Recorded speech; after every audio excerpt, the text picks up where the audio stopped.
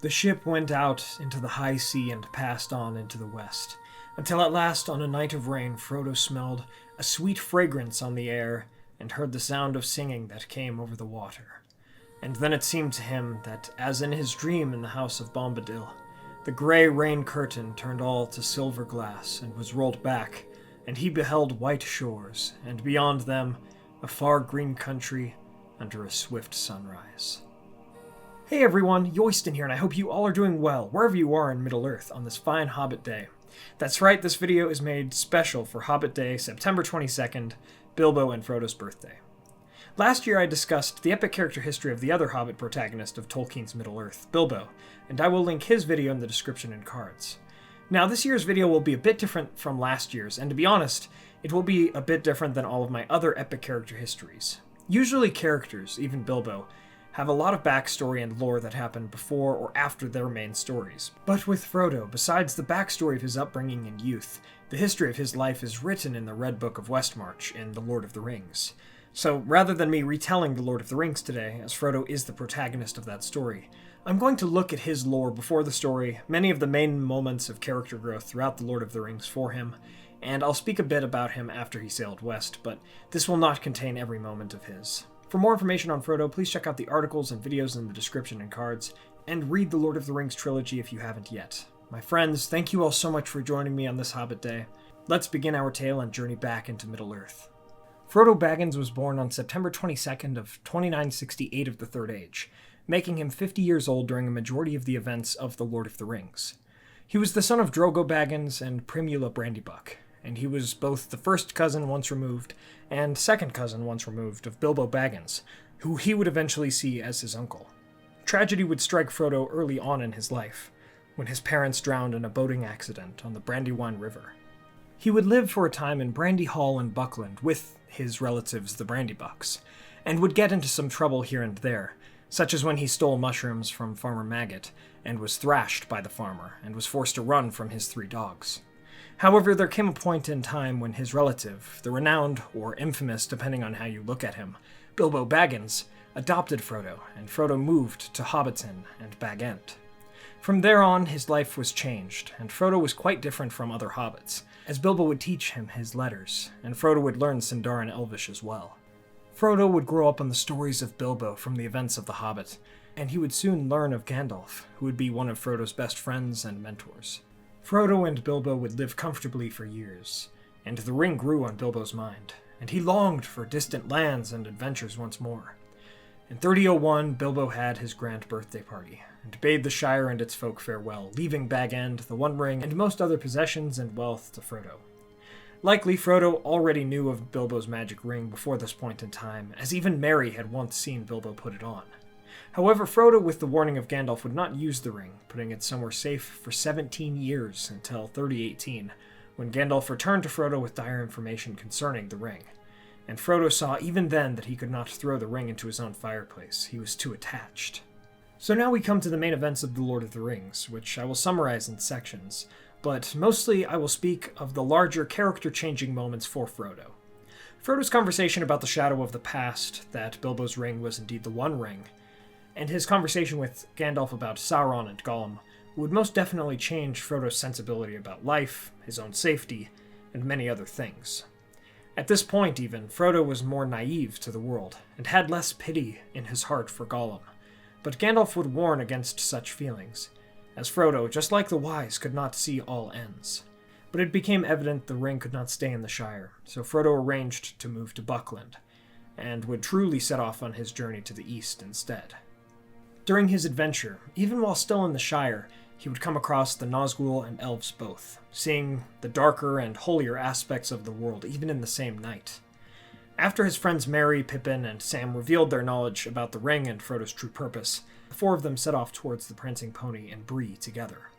They would come through danger to the house of Tom Bombadil, where Frodo would encounter the only person who is explicitly transcendent, beyond the evils and powers of Sauron and the One Ring, Tom. Frodo would dream 2 dreams of the wider world, one of Gandalf escaping Orthanc, and another about the land of Valinor, which he would see one day after his trials were through. Going on through the Barrow Downs and seeing a bit of fighting there, he would come to Bree and meet Strider, for Gandalf was not there, and Frodo would have to learn to trust others, as he had many allies in the world of whom he knew not.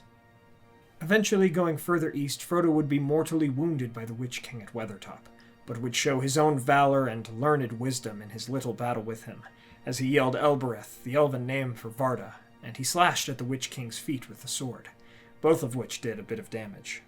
But he would be wounded by a Morgul blade, and began to pass into the Wraith world, only to be saved by Glorfindel and his horse in the wild. Frodo alone on the elven steed would pass the fords of Brunine, and Frodo would cry out against the Nazgul in defiance, drawing forth his strength before the waters took the riders, and Frodo's darkness overcame him. He was of course saved by Elrond's healing, and had made it at last to Rivendell. Although this could have been the end of his errand, the heart of a hero was in Frodo, and at the Council of Elrond he chose to continue bearing the One Ring, to carry it to the fires of Mount Doom, and there end Sauron forever. Elrond compared him to the great elven friends of old, Hador, Hurin, Turin, and Beren. Frodo was becoming more grim and great, closer to a hero of old, and Bilbo, who was at Rivendell, gave Frodo Sting and his mithril coat, implements for the Hobbit's journey. So Frodo went forth with 8 companions, the Fellowship of the Ring, only to lose Gandalf and Moria to a Balrog, and Frodo would also be injured there, both in heart and body. He would heal for a time in Lothlorien, receiving the blessing, foresight, and gifts of Galadriel to aid him.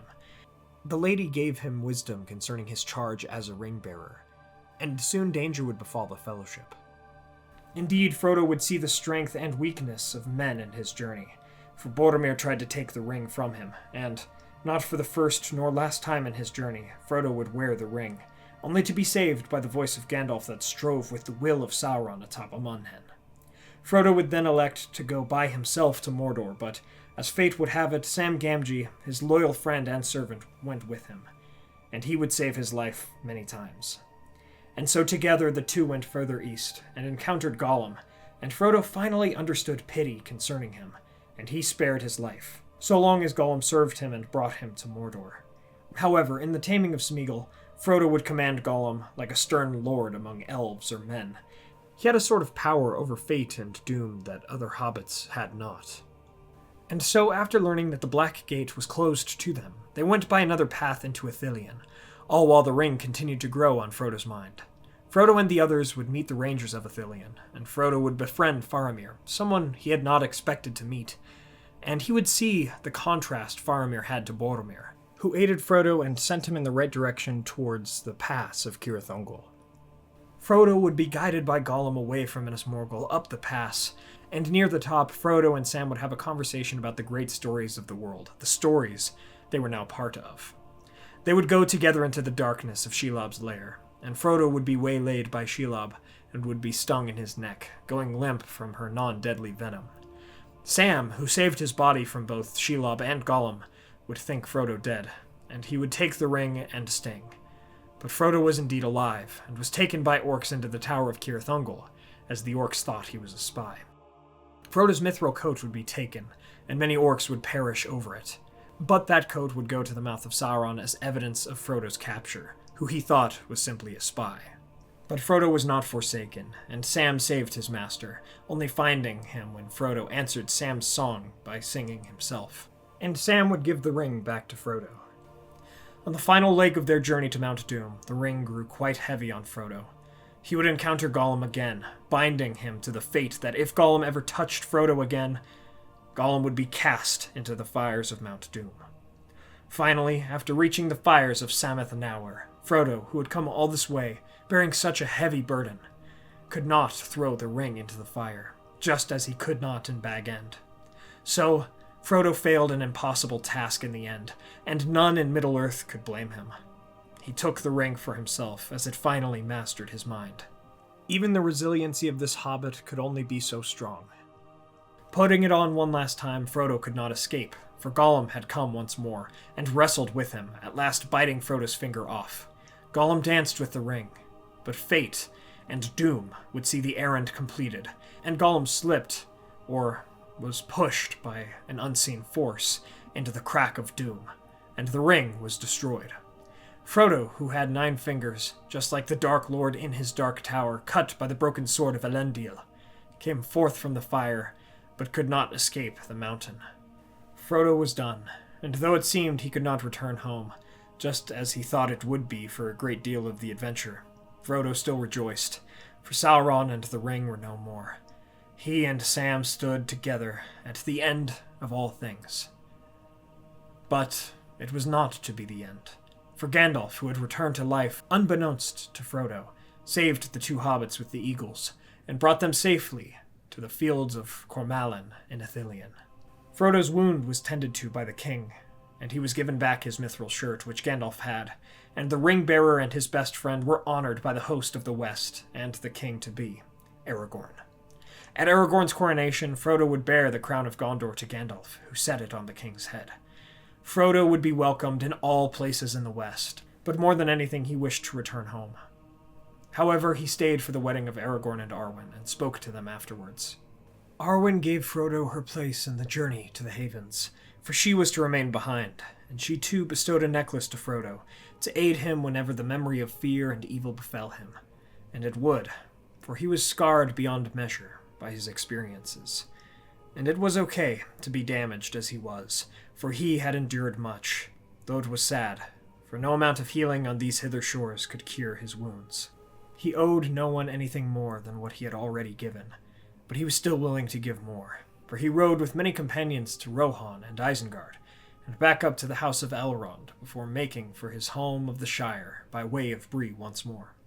He found the Shire taken by Saruman and the servants of Isengard, and so Frodo, who since before Mount Doom knew it was not his part to draw and fight with a sword again, aided in what ways he could, until finally confronting Saruman himself, whose spirit was of the same kind as Sauron's. Even though Saruman failed to assassinate Frodo, breaking his dagger upon the mithril coat, Frodo gave him mercy, and attempted to give Grima a different kind of pardon. But this ended with the death of Grima and Saruman both, and the Shire was free of them. Frodo would release Hobbit prisoners of their bondage in Mickle Delving, and he would serve as the deputy mayor for a time, while the mayor himself healed, and Frodo reduced the power and number of the sheriffs to what they should be. So it was that the Shire was healed at last, but Frodo was still burdened by his own wounds, for on the anniversaries of his stabbing on Weathertop and wound from Shelob, he would feel pain once more, and grab for his necklace, where once was the One Ring. And so Frodo would write his tale in the Red Book of Westmarch, and eventually that book would come to Sam and his family. And Sam and Sam's wife Rosie lived in Bag End with him, until September of 3021, when he, Sam, Merry, and Pippin joined the last remaining ring-bearers in the world, and rode to the harbor at the Grey Havens.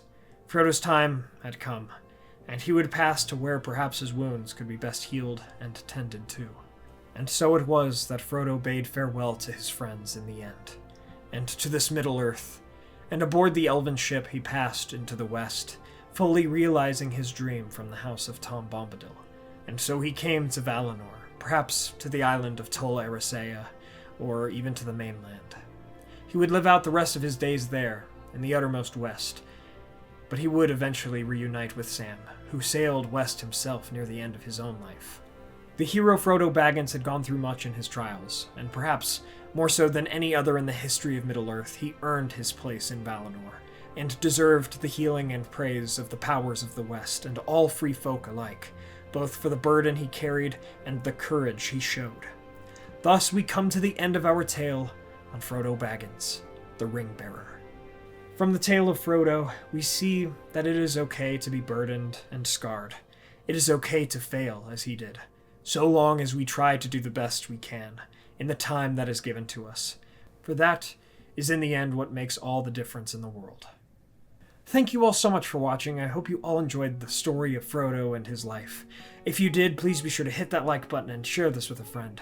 What are your thoughts, questions, additions, and corrections to this story, and what are some of your favorite Frodo moments that I may have left out? Let me know in the comments below. Frodo is truly an inspirational figure, and I admire his willpower and courage during his journey. Thanks to our Valar tier patrons, Adrian De La Torre, Chris Ortner, Kyle Wetzel, Peter Shepard, Jonathan Putnam, Mark Kralik, Blair Scout, and Tobias Goldner, Merton, John Hume, Reggie93, Jennifer Wood, Sam McBee, Matt Sabach, Quantum Catalyst, Elizabeth Calvert, Maz Gibbs, Ben Gardner, Kondar, and Reese Jenkins. And thank you so much to all of our patrons, it means a lot. Please subscribe and hit that bell button to join the Men of the West and all of the free peoples today. Happy Hobbit Day. Please be sure to check out our Tolkien YouTube Communities playlist for today. It was an honor to work with my friends here. And I'll see you all again on Sunday with a video on how reincarnation works in Arda. My friends, thank you all so much for joining me on this adventure. Until the next one.